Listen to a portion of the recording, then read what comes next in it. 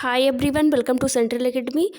आई hope आप लोग अच्छे होंगे। तो आज हम सीडीपी के प्रीवियस ईयर क्वेश्चन डिस्कस करेंगे, जो कि 2 फरवरी 2023 के प्रीवियस ईयर क्वेश्चन है, जो आपके एग्जाम के लिए इम्पॉर्टेंट है और वो जो ऑनलाइन पेपर थे उसके क्वेश्चन है। तो आइए देख लेते हैं क्वेश्चन क्या है। और अगर इसके पहले आप चैनल पर नए आए हो तो आप चैनल को सब्सक्राइब कर लीजिए और वीडियो को लाइक कर दीजिए। तो आइए देख लेते हैं हमारा क्वेश्चन क्या है। तो हमारा इसमें फर्स्ट क्वेश्चन क्या है कि स्नेहा का कद बहुत तेज़ी से बढ़ रहा है। क्वेश्चन क्या है कि स्नेहा का कद बहुत तेज़ी से बढ़ रहा है और अब उसका हाथ उसकी लंबी अलमारी के हैंडल तक आसानी से पहुंच सकता है, तो जिससे वह बहुत आसानी से अलमारी खोल सकती है। स्नेहा के कद में बदलाव को कहा जाता है, क्या कहा जाता है। एक बार हम क्वेश्चन फिर से देखेंगे। क्वेश्चन क्या है कि स्नेहा का कद बहुत तेज़ी से बढ़ रहा है और अब उसका हाथ जो है उसकी लंबी अलमारी के हैंडल तक आसानी से पहुंच सकता है, जिससे वह बहुत आसानी से अलमारी खोल सकती है। स्नेहा के कद में बदलाव को डॉट कहा जाता है, क्या कहा जाता है। तो इसमें फर्स्ट ऑप्शन क्या है, इसका फोल्डिंग है, और दूसरा ऑप्शन क्या है, ग्रोथ है, और तीसरा ऑप्शन है लर्निंग, और चौथा है एडेप्टेशन। तो इसके फोल्डिंग क्या होती है, स्कैफोल्डिंग का मतलब क्या होता है कि स्कैफोल्डिंग एक जो है अस्थायी सहायता प्रदान करना स्कैफोल्डिंग कहलाता है। स्कैफोल्डिंग का मतलब हिंट देना या फिर सपोर्ट करना जो है बच्चों को, जिससे वो आगे चीज़ें सीख सके। और दूसरा क्या है, ग्रोथ है। ग्रोथ का मतलब क्या होता है, मतलब कि किसी भी बच्चे के लंबाई में जो है या आकार में बदलाव को जो है वृद्धि करते हैं। और दूसरा लर्निंग, लर्निंग भी नहीं होगा, और सीखना वो एडेप्टेशन, अनुकूलन का मतलब होता है कि वातावरण के अनुसार खुद को ढाल लेना, एडेप्टेशन होगा। तो इसमें ऑप्शन राइट ऑप्शन कौन सा होगा, इसमें इसका फोल्डिंग की बात नहीं की गई है और ना ही जो है लर्निंग और ना ही एडेप्टेशन की। तो राइट ऑप्शन बी ऑप्शन होगा, वृद्धि। उसके जो है क्या लंबाई आकार प्रकार में वृद्धि हो रही है, तो उसे हम क्या कहते हैं, वृद्धि कहेंगे या फिर ग्रोथ कहेंगे, बदलाव हो रहा है। तो फिर बी ऑप्शन राइट ऑप्शन होगा इसमें। आगे क्वेश्चन देखते हैं क्या है। आगे क्वेश्चन क्या है कि जो है in middle school the role of family as agency of socialization of children. क्या है कि माध्यमिक स्कूल में बच्चों के सामाजिकरण में परिवार की भूमिका। तो फर्स्ट ऑप्शन है अनावश्यक हो जाती है, और दूसरा बी ऑप्शन क्या है, आरंभिक बचपन की तुलना में कम हो जाती है, और फिर तीसरा आरंभिक बचपन की तुलना में बढ़ जाती है, और चौथा क्या है कि आरंभिक बचपन की जितनी ही रहती है। तो इसमें राइट ऑप्शन कौन सा होगा, कि बी ऑप्शन होगा। बी ऑप्शन राइट ऑप्शन होगा कि आरंभिक बचपन की तुलना में कम हो जाती हैं। सोशलाइजेशन जो है बच्चों का जो सोशलाइजेशन जो होता है, सामाजिकरण जो होता है, वो जन्म से शुरुआत होता है, जन्म के बाद से शुरू होता है जो है बच्चे का सोशलाइजेशन। और परिवार जो होता है उसका प्राथमिक सामाजिकरण जो है उसका परिवार में ही होता है। तो इसमें बी ऑप्शन राइट ऑप्शन होगा कि आरंभिक बचपन की तुलना में कम हो जाती हैं। बी ऑप्शन राइट ऑप्शन होगा। फिर आगे क्वेश्चन देखते हैं क्या है। आगे फोर्थ क्वेश्चन है हमारा कि अजर्सन और रीजनिंग के क्वेश्चन है, जो कि इंपॉर्टेंट होते हैं कि ऑनलाइन पेपर या फिर ऑफलाइन में भी बहुत क्वेश्चन पूछे जाते हैं अजर्सन और रीजनिंग से। अब तो ढेर सारे जो है भरमार इसकी लगी रहती है क्वेश्चन की। 3 से 4 क्वेश्चन ये जो है एग्जाम में हमेशा पूछे जाते हैं पेपर में। तो देख लेते हैं क्या है अजर्सन और रीजनिंग के क्वेश्चन क्या है। अजर्सन क्या है कि ए मेजर क्रिटिसिज्म। देखते हैं कि ए क्या है, जीन पियाजे के सिद्धांत की एक प्रमुख आलोचना। उनके द्वारा दिए गए विचार है कि बच्चे सक्रिय प्राणी हैं। क्या है, जीन पियाजे के सिद्धांत की एक प्रमुख आलोचना, उनके द्वारा दिया गया विचार है कि बच्चे एक सक्रिय प्राणी हैं। तो रीजनिंग क्या है कि बच्चे सूचना को निष्क्रिय रूप से ग्रहण कर के सीखते हैं। तो ये हमारा इसमें दोनों ही जो है एक्सप्लेनेशन सही नहीं है, ना ही अजर्सन सही और ना ही रीजनिंग सही है। जीन पियाजे जो है कहते हैं कि बच्चा जो है हमेशा सक्रिय प्राणी होता है, तो ये इसकी आलोचना उन्होंने नहीं की है। और रीजनिंग क्या है, रीजनिंग बच्चा जो है सूचना को निष्क्रिय रूप से ग्रहण करके सीखता है। नहीं, जब बच्चा निष्क्रिय होगा तो वो नहीं सीख पाएगा। बच्चा जो हमेशा एक्टिव होकर सीखता है। तो इसमें जो है ना ही उन्होंने आलोचना की है और ना ही बच्चा जो है निष्क्रिय रूप से सीख सकेगा। तो इसमें हमारा राइट ऑप्शन जो है कौन सा होगा, डी ऑप्शन होगा कि ए और जो है मतलब कि अजर्सन और रीजनिंग दोनों ही गलत हैं। तो राइट ऑप्शन कौन सा होगा, डी ऑप्शन राइट ऑप्शन होगा। फिर आगे क्वेश्चन देखते हैं क्या है। आगे 5वां क्वेश्चन है कि अकॉर्डिंग टू पियाजे which of these factors play an important role in cognitive development। मतलब कि पियाजे के अनुसार इनमें से कौन सा कारक संज्ञानात्मक विकास में महत्वपूर्ण भूमिका निभाता है। तो इसमें फर्स्ट एक्टिविटी, और दूसरा कंडीशनिंग, और तीसरा है लैंग्वेज, और चौथा है री इन्फोर्समेंट। तो देखते हैं फर्स्ट एक्टिविटी गतिविधि और जीन पियाजे जो है उन्होंने क्या संज्ञानात्मक विकास, जीन पियाजे के संज्ञानात्मक विकास की बात की गई है। तो इसमें री इन्फोर्समेंट फोर्थ ऑप्शन है, री इन्फोर्समेंट, ये भी नहीं होगा। री इन्फोर्समेंट की बात कौन करता है, तो वो जो है बिहेवियरिस्ट, मतलब कि व्यवहारवादी सिद्धांत, जितने भी वैज्ञानिक हैं व्यवहारवादी, वो करते हैं पुनर्वलन की बात, तो ये भी नहीं होगा हमारा। और फिर दूसरा है लैंग्वेज, लैंग्वेज भाषा की बात कौन करता है, तो वो वाइगोस्की करते हैं भाषा की बात। और कंडीशनिंग अनुकूलन, अनुकूलन की बात जो है वो जीन पियाजे करते हैं। एडेप्टेशन जिसे हम कहते हैं अनुकूलन, उसकी बात जीन पियाजे करते हैं। एक्टिविटी ये भी नहीं होगा, तो हमारा इसमें बी ऑप्शन राइट ऑप्शन होगा, जो है अनुकूलन। फिर आगे देखते हैं क्वेश्चन क्या है। आगे क्वेश्चन है कि निम्न में से कौन से युग्म का मिलान सही है, निम्न में से कौन से युग्म का मिलान सही है, तो देखते हैं क्या है। तो इसमें फर्स्ट ऑप्शन है, फर्स्ट है कि सेंसरी मोटर पीरियड, जिसे हम application of logic to concrete problems, मतलब कि संवेदी, जो जीन पियाजे की जो थ्योरी उन्होंने दी थी उनमें जो है फोर स्टेज दिया था। फर्स्ट है प्री जो है सेंसरी मोटर स्टेज, और दूसरा प्री ऑपरेशनल स्टेज, और तीसरा कॉन्क्रीट स्टेज, और चौथा फॉर्मल स्टेज। 4 स्टेज उन्होंने दी थी, तो उन्हीं स्टेजेस की बात की गई है इसमें, ये जो है, और उनके करेक्टरिस्टिक्स की बात की गई है कि किस स्टेज में कौन से करेक्टर लागू होते हैं। तो फर्स्ट है इसमें सेंसरी मोटर पीरियड, मतलब कि संवेदी चालक अवस्था, जिसमें करेक्टरिस्टिक्स क्या रहेंगे, मूर्त समस्याओं पर तर्क, ये हमारा राइट ऑप्शन नहीं होगा। सेंसरी मोटर स्टेज में जो है मूर्त समस्याओं पर तर्क नहीं किया जाता है, ये कंक्रीट एज में किया जाता है, तो ये रॉन्ग आंसर ऑप्शन होगा हमारा। फिर दूसरा देखते हैं pre operational stage, reversibility and decentration, पूर्व संक्रियात्मक अवस्था, प्रतिवर्ती सोच तथा विकेंद्रीकरण, ये भी नहीं होगा। प्री ऑपरेशनल स्टेज में जो है रिवर्सिबिलिटी नहीं आती है बच्चों में, ये जो है रिवर्सिबिलिटी किस में आती है, तो ये जो है किस में आती है, ये पलटावी गुण जिसे हम कहते हैं, तो ये फॉर्मल स्टेज में आती है, तो बी ऑप्शन भी हमारा रॉन्ग ऑप्शन होगा। फिर आगे क्वेश्चन देखते हैं, सी ऑप्शन क्या रहेगा। सी ऑप्शन क्या होगा कि concrete operational stage, object permanence and animistic thinking, तो कॉन्क्रीट ऑपरेशनल स्टेज या फिर ऑब्जेक्ट परमानेंस एनिमिस्टिक थिंकिंग, मतलब कि कॉन्क्रीट स्टेज या मूर्त संक्रियात्मक अवस्था में जो है वस्तु अस्थायित्व तथा जीव आदि सोच नहीं आता है, ये किस में आता है, तो ये जो है प्री ऑपरेशनल स्टेज में आती है, ये करेक्टरिस्टिक्स, तो वो जो है ये भी नहीं होगा।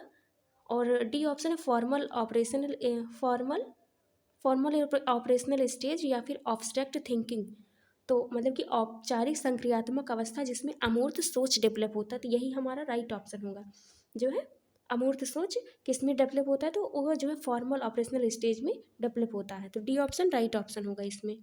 अगर आपने जो है जीन पियाजे के 4th स्टेजेस जो है, जितनी 4 स्टेजेज हैं, अगर उन्हें आपने पढ़ा होगा तो ये क्वेश्चन आप ज़रूर सॉल्व कर ले जाएंगे। फिर आगे क्वेश्चन देखते हैं, 7वां क्वेश्चन क्या है कि एक बच्चा तर्क देता है, क्या है कि एक बच्चा तर्क देता है कि यदि कानून लोगों की ज़रूरतों को पूरा नहीं कर रहे हैं तो उन्हें आपसी सहमति और लोकतांत्रिक प्रक्रियाओं के माध्यम से बदला जा सकता है। यह बच्चा कोहलबर्ग के नैतिक विकास की कौन सी अवस्था में आता है, तो कोहलबर्ग ने जो थ्योरी दी थी, कौन सी थ्योरी दी थी, नैतिक विकास के सिद्धांत को दिया था उन्होंने, मॉरल डेवलपमेंट की थ्योरी दी थी उन्होंने, और उन्होंने अपने जो है थ्योरी में 3 लेवल और 6 चरण दिए थे। तो 3 लेवल कौन से थे, एक जो है प्री कन्वेंशनल स्टेज, दूसरा पोस्ट और प्री कन्वेंशनल, और फिर कन्वेंशनल और पोस्ट कन्वेंशनल स्टेज उन्होंने दिया था, और उसके जिसके जो है 2-2 चरण थे, मतलब कि स्टेज थी, तो उन्हीं स्टेज की बात कर रहा है इसमें। तो देखते हैं क्या है इसमें, तो हम रिप्लेस करेंगे इसमें, जो है ऑटोनोमस नहीं होगा। अगर आपने थ्योरी पढ़ी होगी तो आपको पता होगा, इसमें ना तो हेट्रोनोमस ना ही ऑटोनोमस थ्योरी उन्होंने दी थी, तो इन्होंने दो थ्योरी इसमें है, एक पोस्ट और प्री, तो इसमें से कौन सी थ्योरी होगी, तो हमारा पोस्ट होगा, तो पोस्ट कन्वेंशनल मोरलिटी हमारा सही ऑप्शन होगा। प्री कन्वेंशनल में टिट फॉर टैट की बात की गई है, तो वो ऑप्शन हमारा रॉन्ग होगा, तो इसमें से हमारा first A option right option होगा, पोस्ट कन्वेंशनल स्टेज। फिर आगे देखते हैं क्वेश्चन क्या है। आगे क्वेश्चन है कि लेव वाइगोस्की के अनुसार अर्थपूर्ण सीखने के लिए शिक्षिका को बच्चों डॉट क्या करना चाहिए, ऑप्शन फर्स्ट क्या है कि को पाठ प्रदान करना चाहिए, दूसरा है का अनुकूलन सुनिश्चित करना चाहिए, और फिर तीसरा है को इनाम देने चाहिए, और चौथा है को सज़ा देनी चाहिए। तो ना ही बच्चों को सज़ा देना चाहिए और ना ही इनाम, और ना ही अनुकूलन सुनिश्चित करना चाहिए। तो राइट ऑप्शन हमारा ए होगा। और पाढ़ प्रदान करना, पाढ़ की बात कौन, स्कैफ फोल्डिंग की बात कौन करता है, वाइगोस्की करते हैं। पाढ़ का मतलब होता है हिंट देना या फिर इशारे या फिर जो है संकेत करना। ये एक अस्थाई क्या होती है, सहायता होती है बच्चों के लिए। फिर आगे क्वेश्चन देखते हैं। आगे क्वेश्चन क्या है कि प्रगतिशील कक्षा की विशेषता है, मतलब कि एक प्रोग्रेसिव क्लासरूम की जो विशेषता है वो क्या है, करेक्टरिस्टिक्स ऑफ प्रोग्रेसिव क्लासरूम। तो क्या है, फर्स्ट ऑप्शन है the learner passively receives the knowledge, मतलब कि शिक्षार्थी जो होते हैं निष्क्रिय रूप से ज्ञान प्राप्त करते हैं। और दूसरा है, ये भी हमारा राइट ऑप्शन नहीं होगा, निष्क्रिय रूप से ज्ञान नहीं प्राप्त, अगर बच्चे इनएक्टिव रहेंगे तो वो जो है अपनी नॉलेज बिल्ड नहीं कर पाएंगे। और दूसरा ऑप्शन क्या है कि शिक्षार्थी ज्ञान का निर्माण करते हैं। और तीसरा ऑप्शन है शिक्षार्थी रटकर या स्मृति के माध्यम से ज्ञान को ग्रहण करते हैं। तो रटने की बात नहीं की गई है कॉन्स्ट्रक्टिविस्ट। इसमें हमारा राइट ऑप्शन कौन सा होगा, राइट ऑप्शन हमारा होगा A option, B option right option होगा कि शिक्षार्थी जो है ज्ञान का निर्माण करता है। बी ऑप्शन राइट ऑप्शन होगा। जो प्रोग्रेसिव मतलब कि प्रगतिशील कक्षा में शिक्षार्थी जो होता है एक्टिवली वो ज्ञान का निर्माण करता है, मतलब बच्चा एक्टिव होकर अपनी नॉलेज बिल्ड करता है। तो राइट ऑप्शन बी ऑप्शन होगा इसमें। फिर आगे क्वेश्चन देखते हैं क्या है। फिर से देखते हैं क्वेश्चन क्या है। और ये फिर अजर्सन और रीजनिंग के क्वेश्चन फिर से आ गए हैं। तो देखते हैं क्या है। अजर्सन क्या है कि शिक्षकों को बच्चों की बुद्धिलब्धि मापने के लिए बुद्धिलब्धि की मानकीकृत परीक्षाओं का इस्तेमाल करना चाहिए। और रीजनिंग क्या है कि बुद्धिलब्धि को मापने वाली मानकीकृत परीक्षाएं बुद्धि की सटीकता से भविष्यवाणी कर सकती हैं। तो इसमें राइट ऑप्शन कौन सा होगा, आगे देखते हैं ऑप्शन क्या है। तो इसमें हमारा राइट ऑप्शन कौन सा होगा, राइट ऑप्शन डी ऑप्शन होगा कि जो है मतलब कि दोनों गलत हैं, ये जो ना अजर्सन सही है और ना ही रीजनिंग सही है। तो इसमें हमारा डी ऑप्शन राइट ऑप्शन होगा। फिर आगे क्वेश्चन देखते हैं कौन सा होगा। आगे 11वां क्वेश्चन है कि जिन व्यक्तियों में लय स्वर माधुर्य के प्रति संवेदनशीलता होती है उनमें कौन सी बुद्धि अधिक मात्रा में होती है। और ये हार्वर्ड गार्डन की बुद्धि बहुबुद्धि के सिद्धांत की में से जो है एक बुद्धि की बात की गई है। तो जिसमें क्या होगा, इसमें राइट ऑप्शन फर्स्ट ऑप्शन संगीतमय बुद्धि, और दूसरा है शारीरिक गति संवेदनात्मक बुद्धि, और तीसरा अंतर्वैयक्तिक बुद्धि, और चौथा है भाषाई बुद्धि। तो क्या क्वेश्चन है कि जिन व्यक्तियों में लय स्वर माधुर्य के प्रति संवेदनशीलता होती है उनमें कौन सी बुद्धि अधिक पाई जाती है। तो कौन सी होगी, ये किसकी बात, सुर लय और माधुर्य की बात करें, मतलब संगीत क्या संगीत में बुद्धि होगी, मतलब म्यूजिकल इंटेलिजेंस होगा। तो ए ऑप्शन राइट ऑप्शन होगा इसमें। आगे देखते हैं क्वेश्चन क्या है। आगे क्वेश्चन क्या है कि जो है सामाजिक रचनात्मक परिप्रेक्ष्य के अनुसार भाषा क्या होगा। फर्स्ट ऑप्शन है सामाजिक पारस्परिक क्रियाओं के मौके प्रदान करके अधिगम को सुसाध्य बनाती है। और दूसरा है चिंतन पर रोक लगाकर अधिगम प्रक्रिया में एक बाधक बनती है। और फिर तीसरा है कि अधिगम की प्रक्रिया में निरर्थक है। या फिर चौथा है अधिगम की प्रक्रिया में अवरोध उत्पन्न करती है। तो इसमें राइट ऑप्शन बी ऑप्शन होगा। क्या होगा कि सामाजिक संरचनात्मक परिप्रेक्ष्य के अनुसार जो है कौन सा ऑप्शन होगा, चिंतन पर रोक लगाकर अधिगम प्रक्रिया में एक बाधक बनाती है। तो इसमें राइट ऑप्शन कौन सा होगा, बी ऑप्शन राइट ऑप्शन होगा इसमें। फिर आगे क्वेश्चन देखते हैं क्या है। और अगर आपको वीडियो पसंद आई तो वीडियो को आप लाइक करिए और चैनल को सब्सक्राइब कर दीजिए। और कमेंट सेक्शन में आप ज़रूर बताइएगा कि आपके कितने जो है क्वेश्चन सही हुए हैं। फिर आगे 13 क्वेश्चन देखते हैं। समाज की संस्कृति पुरुषों और महिलाओं की भूमिका निर्धारित करती है। इसका मतलब क्या है कि एक जेंडर एक जैविक संरचना है, बल्कि gender is a biological construct, या फिर gender is a social construct, और फिर या फिर gender is a genetically determined, मतलब कि जेंडर जो है आनुवंशिक कारकों से तय होता है, या फिर जो है जेंडर ना तो जैविक और ना ही सामाजिक है। तो इसमें राइट ऑप्शन कौन सा होगा कि डी ऑप्शन राइट ऑप्शन होगा कि जो जेंडर होता है ना ही जैविक होता है और ना ही सामाजिक होता है। फिर आगे क्वेश्चन देखते हैं क्या है। आगे क्वेश्चन है कि जो असेसमेंट मतलब कि आकलन, आकलन क्या है, सीखने, फर्स्ट ऑप्शन है सीखने को सुनिश्चित करने के लिए तनाव और तनाव उत्पन्न करने के लिए करना चाहिए। और दूसरा ऑप्शन है यह सीखने और सिखाने की प्रक्रिया को बेहतर बनाने में मदद मिलनी चाहिए। और तीसरा ऑप्शन क्या है कि बच्चों के नामीकरण और उन्हें वर्गीकृत करने के लिए एक अच्छी रणनीति है। और चौथा ऑप्शन है कि को बच्चों में प्रतिस्पर्धा की भावना को सक्रिय रूप से बढ़ावा देना चाहिए। तो इसमें हमारा राइट ऑप्शन कौन सा होगा? ये आकलन की बात कर रहे हैं, तो आकलन क्या होता है? आकलन मतलब कि बी ऑप्शन इसमें राइट ऑप्शन होगा कि ये सीखने और सिखाने की प्रक्रिया को बेहतर बनाने में मदद मिलनी चाहिए आकलन से। तो इसमें बी ऑप्शन राइट ऑप्शन होगा। फिर आगे क्वेश्चन देखते हैं, हमारा क्वेश्चन क्या है? 15वां क्वेश्चन क्या है कि सतत और व्यापक मूल्यांकन मतलब कि कंटिन्यूअस और कॉम्प्रिहेंसिव इवैल्यूएशन क्या है? सुनिश्चित करने के लिए शिक्षकों को करना चाहिए, क्या करना चाहिए? फर्स्ट ऑप्शन है योगात्मक मूल्यांकन का प्रयोग करना चाहिए, समेटिव असेसमेंट या फिर फॉर्मेटिव असेसमेंट का प्रयोग करना चाहिए, और सी है या फिर केवल शैक्षिक पहलुओं पर ध्यान दें, और चौथा है क्या है? केवल पेपर पेंसिल वस्तुनिष्ठ प्रकार के परीक्षण के उपयोग पर ध्यान दें। क्या किसकी बात कर रहा है? ये जो है कंटिन्यूअस कॉम्प्रिहेंसिव इवैल्यूएशन की बात कर रहा है। तो हमारा इसमें बी ऑप्शन राइट ऑप्शन होगा कि रचनात्मक मूल्यांकन का प्रयोग करें। रचनात्मक मूल्यांकन में क्या होता है कि बच्चे की जो है शुरू से लेकर लास्ट तक की सारी एक्टिविटी पर ध्यान दिया जाता है, छोटी छोटी एक्टिविटी पर भी ध्यान दिया जाता है बच्चे के आकलन में, रचनात्मक आकलन में। तो इसमें बी ऑप्शन राइट ऑप्शन होगा। फिर आगे क्वेश्चन देखते हैं। 16 क्वेश्चन क्या है कि समावेशन के बारे में कौन सा कथन सही नहीं है? तो फर्स्ट ऑप्शन क्या है? यह समावेशन व अपवर्जन को परस्पर जुड़ी प्रक्रियाओं के रूप में देखता है, और दूसरा ऑप्शन है कि समावेशन केवल एक खास वर्ग के व्यक्ति जो दिव्यांग हैं उनकी ज़रूरतों के अनुरूप पाठचर्या के अनुकूलन पर केंद्रित है, और फिर तीसरा समावेशन से सभी विद्यार्थियों को लाभ मिलता है, और चौथा क्या है कि इस प्रक्रिया में स्कूल सभी विद्यार्थियों को विशिष्ट व्यक्तिगत रूप में देखते हैं।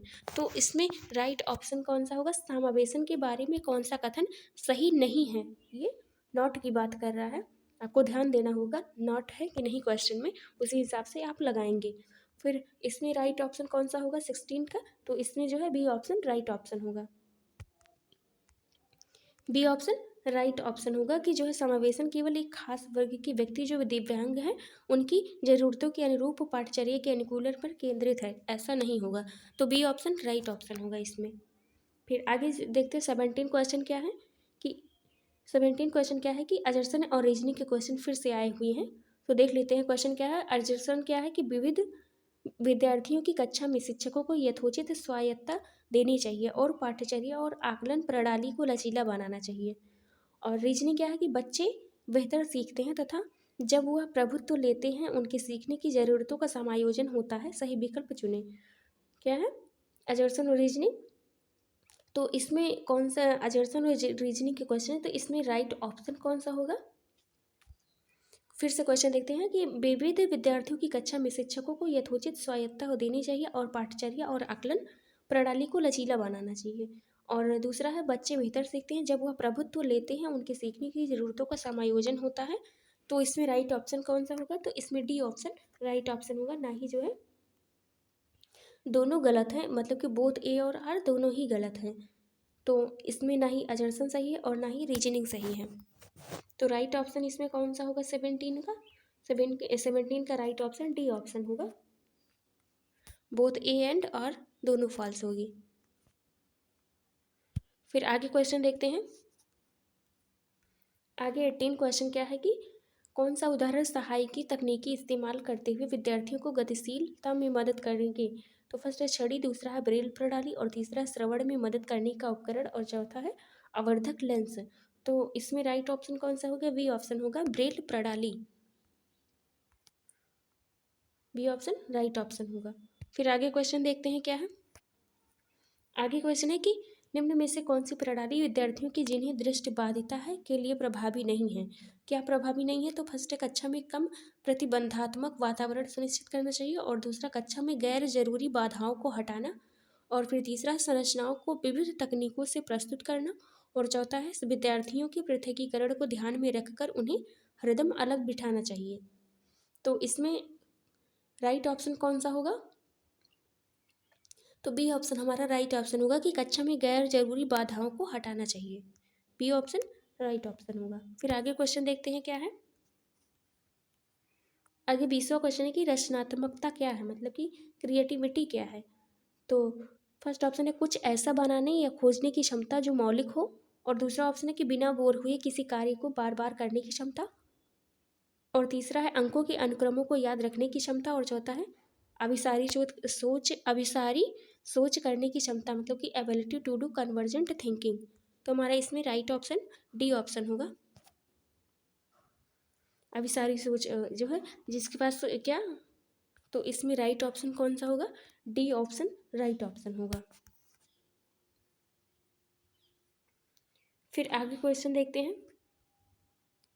आगे क्वेश्चन अजर्सन और रीजनिंग के क्वेश्चन है कि जो है शिक्षकों को बच्चों की चर्चा व संवाद करने के बहुत से मौके देने चाहिए और रीजनिंग क्या अर्थपूर्ण अधिगम की प्रक्रिया में दूसरों से अंतक्रिया करना शामिल है। तो इसमें राइट ऑप्शन कौन सा होगा, ना ही शिक्षकों को बच्चों को चर्चा व संवाद करने के बहुत से मौके देना चाहिए और अर्थपूर्ण अधिगम की प्रक्रिया में दूसरों से अंतःक्रिया करना शामिल है।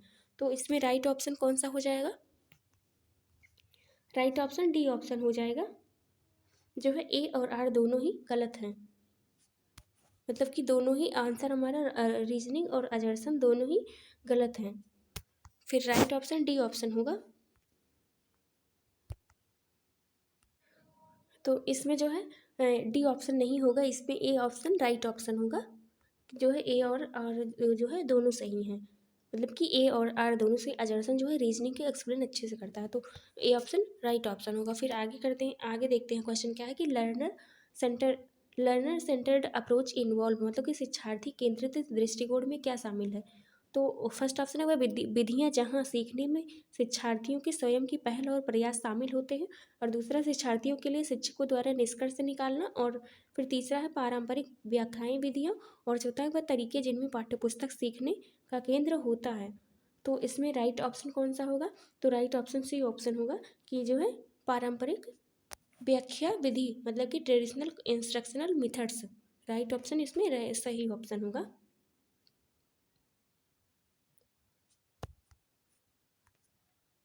सी ऑप्शन राइट ऑप्शन होगा। फिर आगे क्वेश्चन देखते हैं क्या है।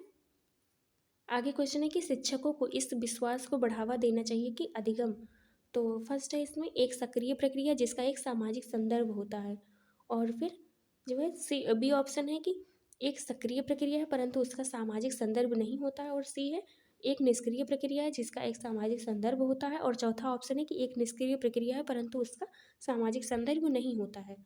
शिक्षकों को क्वेश्चन क्या है, शिक्षकों को इस विश्वास को बढ़ावा देना चाहिए कि जो अधिगम होता है एक सक्रिय प्रक्रिया है और जिसका एक सामाजिक संदर्भ होता है, तो बी ऑप्शन राइट ऑप्शन होगा। ए ऑप्शन राइट ऑप्शन होगा कि जो है an active process which has a social context, right option A option होगा। फिर आगे क्वेश्चन देखते हैं क्या है। 24वां क्वेश्चन कि बच्चों को नई अवधारणाओं से परिचित करवाने का क्या क्रम होना चाहिए। फर्स्ट अज्ञात से ज्ञात की ओर, दूसरा उच्च क्रम से निम्न क्रम की ओर, और चौथा अमूर्त से मूर्त की ओर, और चौथा है सरल से जटिल की ओर। तो इसमें हमारा राइट ऑप्शन कौन सा होगा कि सरल से जटिल की ओर। बच्चों को जो है पहले सरल चीज़ों को, छोटे छोटे चीज़ों को बताना चाहिए, फिर उसके बाद जटिल की तरफ जाना चाहिए, कॉम्प्लेक्स सिंपल टू कॉम्प्लेक्स। तो आगे क्वेश्चन देखते हैं कि समकालीन शिक्षा की नीतियाँ, जैसे नई शिक्षा नीति 2020 का प्रस्ताव है कि सीखना डॉट होना चाहिए, सीखना कैसा होना चाहिए। तो इसमें हमारा राइट ऑप्शन होगा एक्सपीरियंशियल होना चाहिए, मतलब कि अनुभवात्मक होना चाहिए। B option C option right option होगा। फिर आगे क्वेश्चन देखते हैं क्या है।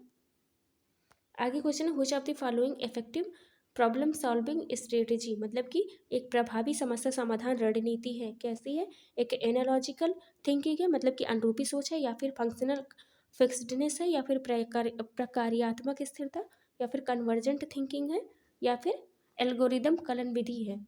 तो इसमें राइट ऑप्शन कौन सा होगा, राइट ऑप्शन हमारा बी ऑप्शन होगा कि जो है एक अनुरूपी सोच और प्रकार्यात्मक स्थिरता होगी। तो इसमें बी ऑप्शन राइट ऑप्शन होगा। फिर आगे क्वेश्चन देखते हैं क्या है।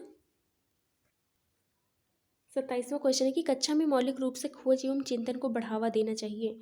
फर्स्ट ऑप्शन है बच्चों को प्रभावी समस्या समाधानकर्ता बनने के लिए प्रेरित करना चाहिए, और दूसरा है सामाजिक रचनात्मक कक्षाओं के निर्माण में अवरोध उत्पन्न करता है, और फिर तीसरा अर्थपूर्ण अधिगम पर नकारात्मक प्रभाव डालता है, और चौथा समालोचनात्मक चिंतन को बढ़ावा देने से ध्यान हटाता है। तो इसमें राइट ऑप्शन हमारा कौन सा होगा, फर्स्ट ऑप्शन हमारा राइट ऑप्शन होगा कि बच्चों को प्रभावी समस्या समाधानकर्ता बनाने के लिए प्रेरित करता है, यही हमारा राइट ऑप्शन होगा। फिर आगे क्वेश्चन देखते हैं कि महारत उन्मुख शिक्षार्थियों की क्या विशेषता, मास्टरी ओरिएंटेड लर्नर्स की क्या विशेषता है। तो फर्स्ट ऑप्शन क्या है, विफलता का कम डर और क्षमता का वर्धित दृष्टिकोण, और दूसरा है विफलता का कम डर और क्षमता का स्थिर दृष्टिकोण, और फिर सी है विफलता का उच्च भय और क्षमता का वर्धित दृष्टिकोण, और चौथा क्या है, विफलता का उच्च भय और क्षमता का स्थिर दृष्टिकोण। तो इसमें राइट ऑप्शन कौन सा होगा, ए ऑप्शन हमारा राइट ऑप्शन होगा कि विफलता का कम डर और क्षमता का वार्षिक दृष्टिकोण हमारा राइट ऑप्शन होगा। फिर आगे क्वेश्चन देखते हैं क्या है। आगे क्वेश्चन है 29वां क्वेश्चन कि शिक्षक बच्चों को आंतरिक रूप से अभिप्रेरित शिक्षार्थी बनने के लिए प्रोत्साहित कर सकते हैं।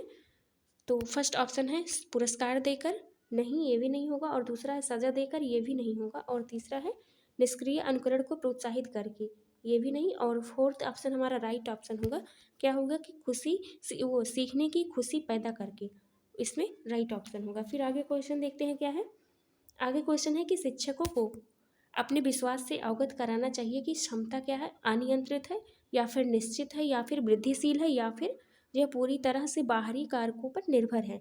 तो इसमें राइट ऑप्शन कौन सा होगा, डी ऑप्शन होगा कि पूरी तरह से बाहरी कारकों पर निर्भर है, डी ऑप्शन राइट ऑप्शन होगा। तो हमने आज की वीडियो में हमने CDP के 30 आउट ऑफ 30 क्वेश्चन करवा दिए हैं, और ये क्वेश्चन जो है प्रीवियस ईयर के क्वेश्चन है, जो कि 2 फरवरी 2023 के ऑनलाइन पेपर जो हुआ था उसके क्वेश्चन है ये। तो फिर अगली वीडियो में हम CDP के ही प्रीवियस ईयर के क्वेश्चन 2023 के ही क्वेश्चन लेकर आएंगे। तो आज की वीडियो में इतना ही, धन्यवाद। और अगर आपको वीडियो पसंद आई तो वीडियो को लाइक करिएगा और चैनल को सब्सक्राइब कर लीजिएगा। और आपके कितने क्वेश्चन सही हुए हैं ये आप कॉमेंट सेक्शन में आप बता सकते हैं। धन्यवाद।